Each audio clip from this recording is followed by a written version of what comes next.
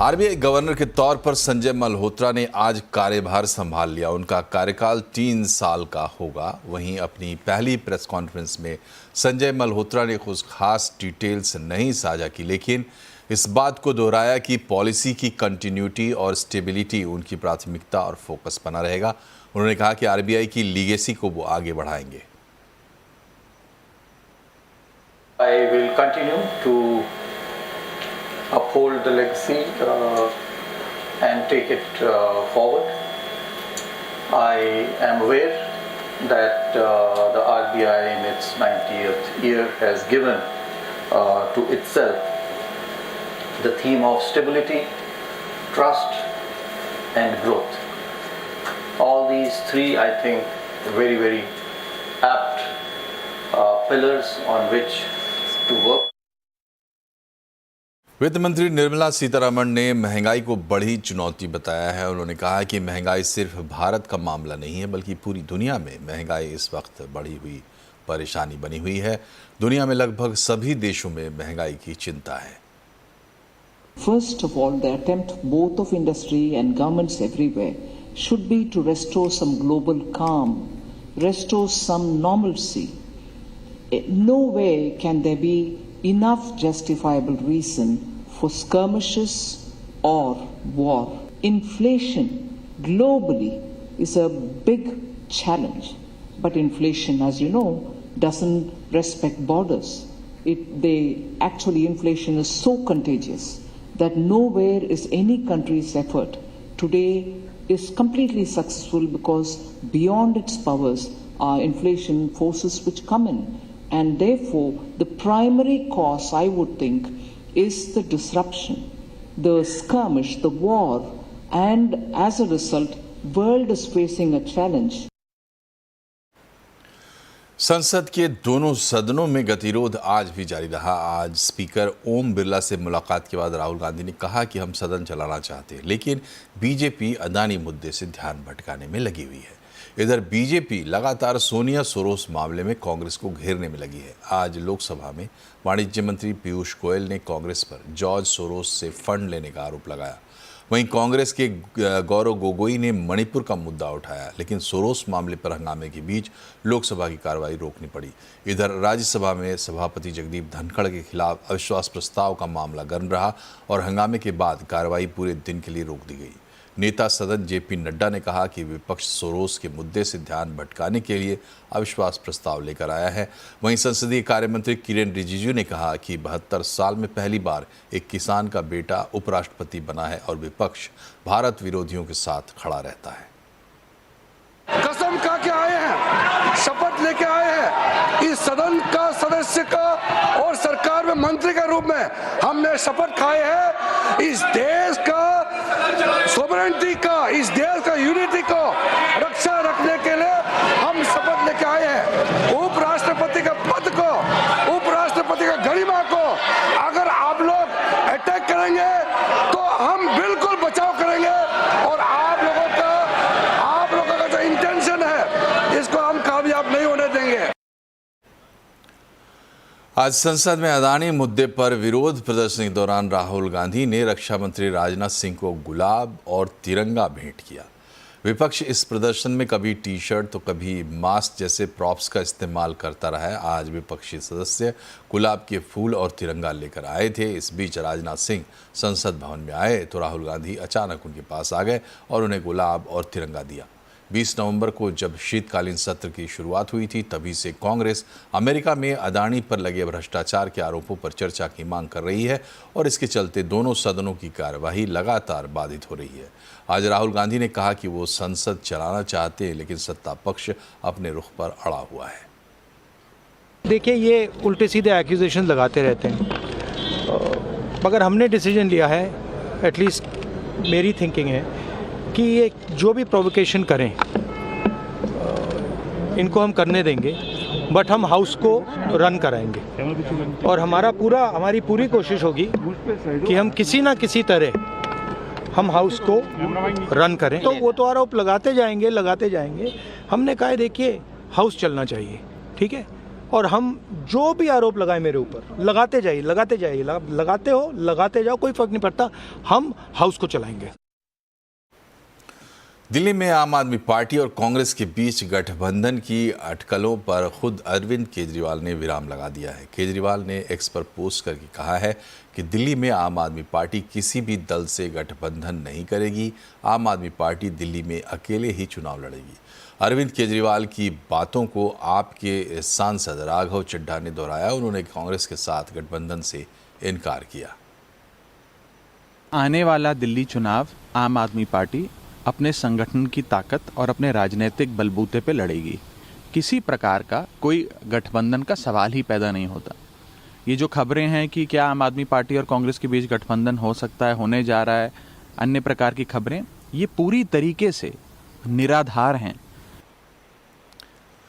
दिल्ली में विधानसभा चुनाव जैसे जैसे करीब आ रहे हैं, सियासी तापमान भी बढ़ता जा रहा है। राजनीतिक पार्टियां अपने वोट बैंक को लुभाने के लिए बड़े बड़े वादे कर रही हैं। कल अरविंद केजरीवाल ने ऑटो वालों के घर जाकर खाना खाया, तो आज बीजेपी के नेता वीरेंद्र सचदेवा दिल्ली के निजामुद्दीन रेलवे स्टेशन पहुंच गए। वहां उन्होंने ऑटो वालों से मुलाकात की और उनसे बातचीत की। ये ऑटो चालक परिवार लगातार हमारे संपर्क में है। इनका सिर्फ एक सवाल है, दिल्ली में सरकार अरविंद केजरीवाल की है, तो पिछले 12 साल में ये घोषणाएं थी, ये पूरी क्यों नहीं की? क्यों लोगों को सुरक्षा नहीं दी? क्यों लोगों को बीमा नहीं दिया? क्यों लोगों को वर्दी के पैसे नहीं दिए? और आज भी सिर्फ घोषणा कर रहे हैं। तो अभी कर दे ना, जब सरकार उनकी है, अथॉरिटी उनके कर दे। मैं इनके मोबाइल देख रहा हूँ, अपना रिन्यूअल कराने जाते हैं गाड़ी तो भ्रष्टाचार, फिटनेस कराने जाओ तो भ्रष्टाचार, हर चीज़ में ट्रांसपोर्ट अथॉरिटी में पैसे देने पड़ते हैं। तो ये अरविंद केजरीवाल और उसकी सरकार के भ्रष्टाचार से आजिज आ चुके हैं और इन्होंने तय कर लिया है, 1 लाख जो परिवार हैं ऑटो चालक, कि हम दिल्ली में भारतीय जनता पार्टी का समर्थन करेंगे, अरविंद केजरीवाल को हटाएंगे। दिल्ली में ऑटो ड्राइवर्स की संख्या करीब 1 लाख है। ऑटो ड्राइवर्स चुनाव के दौरान फीडबैक उपलब्ध कराने और प्रचार करने में अहम भूमिका निभाते हैं। यही वजह है कि चुनाव से पहले अरविंद केजरीवाल हो या फिर वीरेंद्र सचदेवा ऑटो वालों को लुभाने में जुटे हुए हैं। कल केजरीवाल एक ऑटो वाले के घर गए थे, उन्होंने वहाँ लंच किया और इसके बाद ऑटो चालकों के लिए 5 बड़ी गारंटियों का ऐलान भी किया।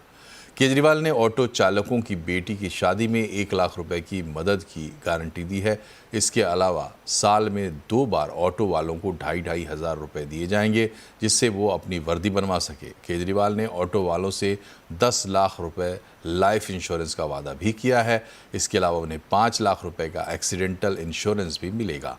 ऑटो वालों के बच्चों की कोचिंग का पैसा देने का भी वादा किया गया है।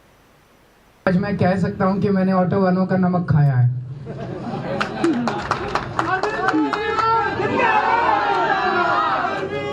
तो इस नमक का कर्ज उतारना मेरा फर्ज है। तो आज मैं दिल्ली के ऑटो वालों के लिए 5 बड़े ऐलान करना चाहता हूं। हमारी जब दोबारा फरवरी में सरकार बनेगी तो ये 5 चीजें लागू की जाएंगी। एक कि ऑटो वाले बहुत गरीब हैं, बहुत ज़्यादा गरीब हैं। जब ये बेटी की शादी करते हैं तो इन्हें तकलीफ होती है। तो अगर किसी भी ऑटो वाले की बेटी की शादी होगी तो सरकार की तरफ से 1 लाख रुपए उनकी बेटी की शादी के लिए। इस बीच दिल्ली में बांग्लादेशी घुसपैठियों को लेकर पुलिस एक्शन मोड में आ गई है। दिल्ली पुलिस की टीमें एक्टिव हो गई हैं और घुसपैठियों को चिन्हित करके कार्रवाई में जुट गई है। अवैध बांग्लादेशियों के खिलाफ पुलिस ने तलाशी अभियान शुरू कर दिया है। दिल्ली के कालिंदी कुंज इलाके में पुलिस ने ये अभियान शुरू किया। पुलिस आधार कार्ड, वोटर आईडी कार्ड की जांच कर रही है। पुलिस का कहना है कि गलत पहचान पत्र बनाने वालों पर एक्शन लिया जाएगा। कल दिल्ली उपराज्यपाल के सचिवालय ने मुख्य सचिव और पुलिस कमिश्नर को निर्देश दिए थे कि दिल्ली में रहने वाले अवैध बांग्लादेशी घुसपैठियों की पहचान की जाए और उनके खिलाफ सख्त कार्रवाई की जाए। आप देखिए कितनी खतरनाक मानसिकता है आम आदमी पार्टी की कि क्या दिल्ली के वोटर नहीं है? दिल्ली के वोटर पे आपका विश्वास नहीं है, आपको रोहिंग्याज और अवैध बांग्लादेशी घुसपैठियों पे विश्वास है। वो कहीं से वोटर हो सकते हैं क्या? जो लोग इलीगल घुसपैठिए हैं वो वोटर कैसे हो सकते हैं? यही तो मैं बार बार कह रहा हूं कि दिल्ली की जो आम आदमी पार्टी की सरकार इलीगल घुसपैठियों को रोहिंग्याज अवैध बांग्लादेशी घुसपैठियों को जिस प्रकार से वो बसा रहे हैं, ये एक बहुत बड़ा खतरा है और उस पर बहुत बड़ी कार्रवाई की आवश्यकता है। उपराज्यपाल को गृह मंत्री का इस्तीफा मांगना चाहिए, गृह मंत्री और मोदी का इस्तीफा मांगना चाहिए, क्योंकि बांग्लादेश का बॉर्डर त्रिपुरा, आसाम, बंगाल से लगता है। सीमा की सुरक्षा नरेंद्र मोदी और अमित शाह के हाथ में है। अगर त्रिपुरा से, आसाम से, बंगाल से चल के यूपी, बिहार पार करते हुए दिल्ली, देश की राजधानी में रोहिंग्या और बांग्लादेशी आ जा रहे हैं, तो इसके लिए कौन जिम्मेदार है? अमित शाह और मोदी को इस्तीफा देना चाहिए। दिल्ली में चुनाव से पहले कैसी है सियासी सरगर्मी? आज आवाज अड्डा में इसी पर होगी बड़ी चर्चा, शाम 7:57 पर।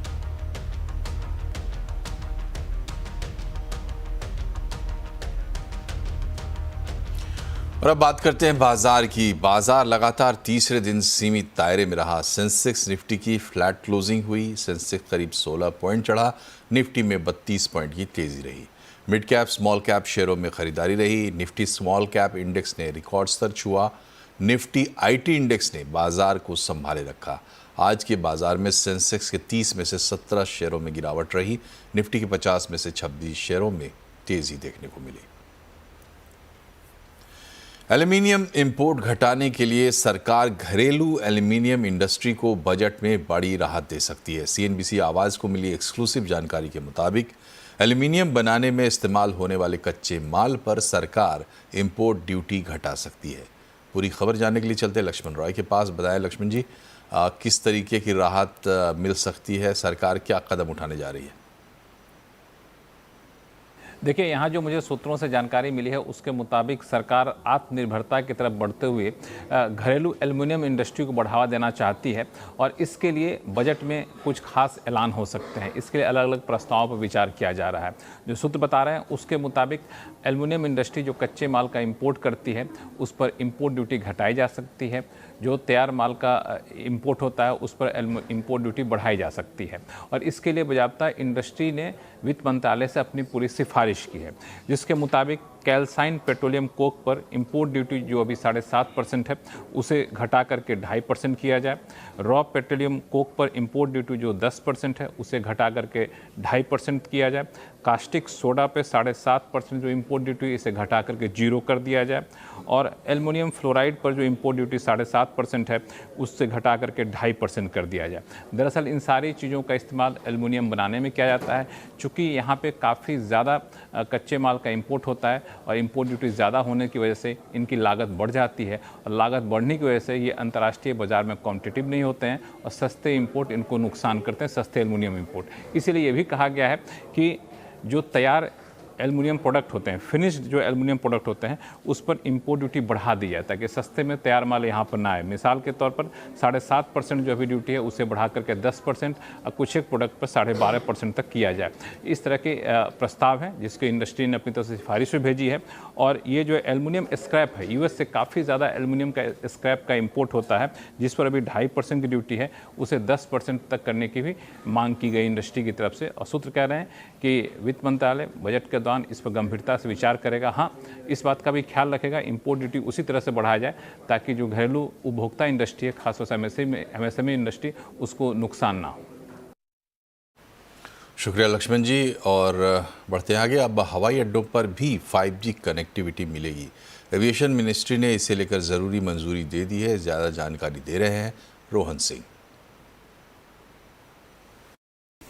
जी, देश में अब तक एयरपोर्ट्स पर 5G सर्विसेज की अनुमति नहीं थी। बाकी देश में तो 5G का रोल आउट हुआ था, लेकिन एयरपोर्ट्स को इससे अलग रखा गया था। और जो कारण बताए गए थे वो ये थे कि जो कम्युनिकेशन सिस्टम है एयरक्राफ्ट का वो प्रभावित हो सकता है 5G की वजह से। खासतौर पे जो पुराने एयरक्राफ्ट हैं उनका जो रेडियो अल्टीमीटर रीडिंग है वो प्रभावित हो सकती है। इसको लेकर 2023 में भी कई बार चर्चाएं की गई, इस पूरे साल चर्चा की गई। इंटर मिनिस्ट्रियल ग्रुप इस पर बैठा और कई राउंड के ट्रायल्स हुए एयरपोर्ट्स पे, जिसके बाद अब सिविल एविएशन मिनिस्ट्री ने एयरपोर्ट्स में 5G को लगाने की अनुमति दे दी है। इसके बाद अब जो टेलीकॉम मिनिस्ट्री है वो अगला काम करेगी। वो टेलीकॉम सर्विस प्रोवाइडर्स को कहेगी कि वो टर्मिनल्स में जो जो इंस्ट्रूमेंट्स लगते हैं 5G के लिए वो लगाएं। फेज मैनर में किया जा सकता है। पहले फेज में जो बड़े एयरपोर्ट्स हैं, दिल्ली मुंबई जैसे जो बड़े एयरपोर्ट्स हैं, वहां से इसकी शुरुआत की जा सकती है और धीरे धीरे देश के तमाम एयरपोर्ट्स पे इसको लागू किया जा सकता है। अगले कुछ महीनों में देश के सभी बड़े एयरपोर्ट्स पे हम जो कस्टमर है वो 5G सर्विसेज पा सकेंगे। विदेश में पढ़ाई के लिए भारतीय छात्रों की पहली पसंद रही है अमेरिका। कनाडा और यूके के बाद अब अमेरिका भी उन देशों की लिस्ट में शामिल हो गया है जहां पहले के मुकाबले कम भारतीय छात्र जा रहे हैं।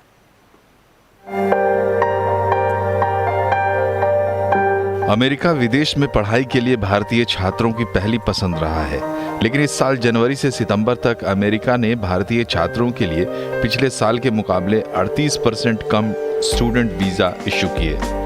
प्रेसिडेंट के तौर पर डोनाल्ड ट्रंप की वापसी से इमिग्रेशन के नियम और कड़े हो सकते हैं। यूनिवर्सिटी और मैसाचुसेट्स समेत कई यूनिवर्सिटीज़ ने मौजूदा छात्रों को जनवरी में प्रेसिडेंट ट्रंप के इनॉग्रेशन से पहले वापस कैंपस लौटने की सलाह दी है। यूके के लिए भी भारतीय छात्रों के आवेदन 20% तक कम हो गए हैं। इससे खुद वहां की यूनिवर्सिटीज़ की आर्थिक स्थिति खराब होने लगी है। कनाडा ने अंतर्राष्ट्रीय छात्रों की संख्या पर सीमा लगाई है, जबकि ऑस्ट्रेलिया ने वीज़ा प्रक्रियाओं को सख्त किया है और वीज़ा फीस 2 गुनी कर दी है। वीज़ा प्रतिबंध, नौकरी की चिंता और सुरक्षा कारणों ने छात्रों को दूसरे विकल्प तलाशने पर मजबूर कर दिया है। स्टडी वीजा लेने में स्टूडेंट्स ने बहुत सारे चैलेंजेस फेस करे हैं। कैनेडियन गवर्नमेंट ने इंक्रीज कर दिए थे मिनिमम फाइनेंशियल थ्रेशहोल्ड, जिसकी वजह से अप्रूवल रेट्स काफी लोअर डाउन हो गए थे और प्रोसेस टाइमिंग्स में भी काफी टाइम लग रहा था। स्टूडेंट्स को डॉक्यूमेंटेशन में भी काफी ज्यादा प्रॉब्लम आई थी। लेकिन इन परंपरागत स्टडी अब्रॉड डेस्टिनेशंस में कम होते भारतीय छात्रों का फायदा कुछ और नए डेस्टिनेशंस को हो रहा है। इटली, जर्मनी, फ्रांस, स्पेन, पुर्तगाल, ऑस्ट्रिया और माल्टा में भारतीय छात्रों की संख्या में 200% तक वृद्धि होने की उम्मीद है। यूनिवर्सिटी लिविंग की रिपोर्ट के अनुसार 2030 तक ये यूरोपीय देश विदेश में पढ़ाई के लिए भारतीय छात्रों की पहली पसंद बन सकते हैं। इन देशों ने वीजा प्रक्रिया आसान किया है, साथ ही भारत में कई रोड शो भी कर रहे हैं। लॉट ऑफ कंट्रीज जैसे कि जर्मनी, ऑस्ट्रिया, यहाँ पे इटली, यहाँ पे पब्लिक यूनिवर्सिटीज में tuition fee is very very less, so it's low tuition fee.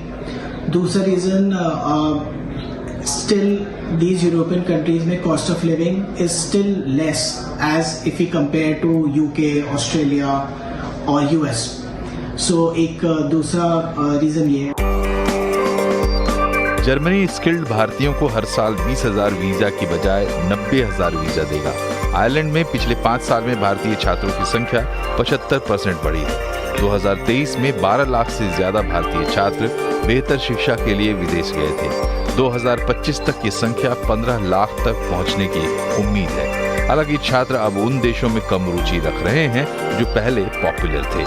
Rohan Singh, Delhi. और यहाँ रुकते हैं एक छोटे से ब्रेक के लिए, लेकिन खबरें अभी और भी हैं, बने रहिए हमारे साथ।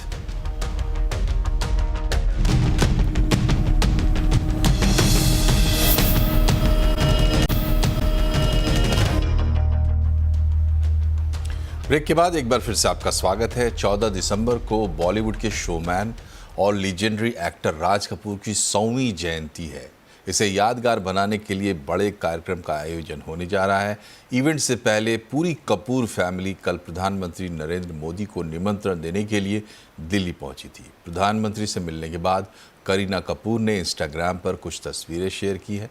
उन तस्वीरों में करीना कपूर, नीति कपूर, आलिया भट्ट, रणबीर कपूर, करिश्मा कपूर, सैफ अली खान समेत कई और लोग शामिल हैं। कपूर फैमिली और प्रधानमंत्री की मुलाकात का वीडियो आज सामने आया है। इस मुलाकात में पीएम काफ़ी खुशमिजाज अंदाज में दिखे। उन्होंने सिनेमा, संगीत और राज कपूर को लेकर उनकी दीवानगी के किस्से कपूर खानदान से शेयर किए। देखिए इस खास मुलाकात की एक झलक। हम एक हफ्ते से सिर्फ ये डिसाइड करें कि हम कैसे आपको कहेंगे प्राइम मिनिस्टर जी, प्रधानमंत्री जी। मैं भी आपका परिवार का हूँ भाई।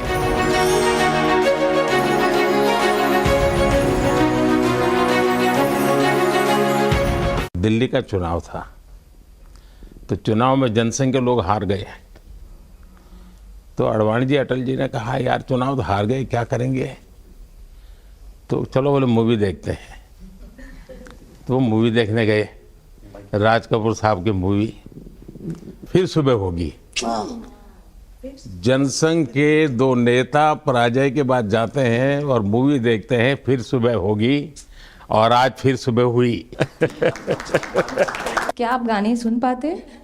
मैं सुन पाता हूँ क्योंकि मुझे अच्छा लगता है, कभी मौका मिल जाए तो मैं जरूर सुन लेता हूँ। आप पहले प्रधानमंत्री हैं जिससे मैं मिला हूँ, और आपने आंखों में आंख लगा के इतने मतलब पर्सनली हमसे मिले हैं, और 2 बार मिले हैं। आप में इतनी अच्छी एनर्जी है और आप इतनी मेहनत करते हैं, और आप जो करते हैं मैं आपको कंग्रेचुलेट करना चाहूँगा, और thank you for opening your doors और हम सबसे मिलने के लिए और इतने एक्सेसिबल होने के लिए। तो बहुत खुश हूँ। मैं आपके पिताजी को मिला हूँ, और मैं सोच रहा था कि आज मुझे 3 पीढ़ी को मिलने का मौका मिलेगा, लेकिन आप लाए नहीं तीसरी पीढ़ी को। जय गणेश।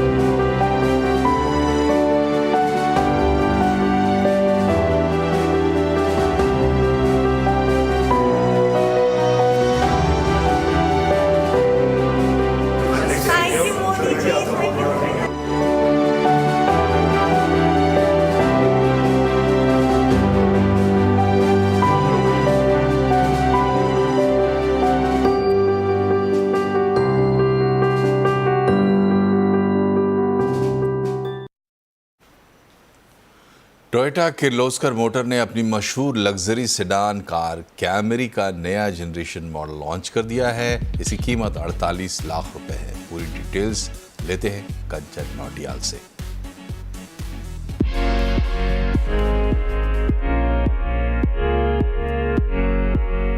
तो इंतजार हुआ खत्म, क्योंकि लॉन्च हो गई है टोयोटा की most awaited all new Camry, जहां पे आपको लग्जरी और साथ ही साथ स्टाइल का एक परफेक्ट ब्लेंड मिलने वाला है। कंपनी ने इसके एक्सटीरियर और साथ ही साथ इंटीरियर में काफी सारे चेंजेस किए हैं। इंजन में कितनी जान है, इनफैक्ट माइलेज कितनी मिलेगी, ये सारी डिटेल्स के लिए लेट्स डाइव इन। अब अगर इसके सबसे पहले एक्सटीरियर की बात करी जाए तो ये जो लुक दिया गया है वो काफी ज्यादा न्यू एंड क्लासी है। सबसे पहले आप देखेंगे यहाँ पे एक यू शेप एलईडी डीआरएल दिए गए हैं, और इसमें आपको दिखेगा कि यू शेप एक शार्प नोज सेक्शन भी दिया गया है। अब अगर इसके बूट स्पेस की बात करी जाए तो ये भी आपको काफी ज्यादा स्पेशियस मिलने वाला है, यानी कि अगर आप अपने हॉलीडेज में जा रहे हैं तो लगेज रखने में आपको कोई भी प्रॉब्लम नहीं आने वाली है। अब देखते हैं कि अंदर से गाड़ी में क्या क्या बदलाव किए गए हैं। अंदर से तो ये फुल्ली लोडेड है, कंफर्ट के लिए वेंटिलेटेड और साथ ही हीटेड सीट्स भी है। तो चलिए अब बात करते हैं न्यू अवतार कैमरी के उस डिटेल की जिसका आप सबको काफी लंबे समय से इंतजार है, यानी कि उसके प्राइस रेंज की। प्राइस की बात करी जाए तो इसका एक्स शोरूम प्राइस है 48 लाख का, और साथ ही इसकी जो बुकिंग्स है वो ऑलरेडी ओपन हो गई है। इसी के साथ बुलेटिन में फिलहाल इतना ही, लेकिन खबरों पर अपडेट रहिए, जुड़े रहिए CNBC आवाज से हमारे सोशल मीडिया हैंडल्स के जरिए। नमस्कार।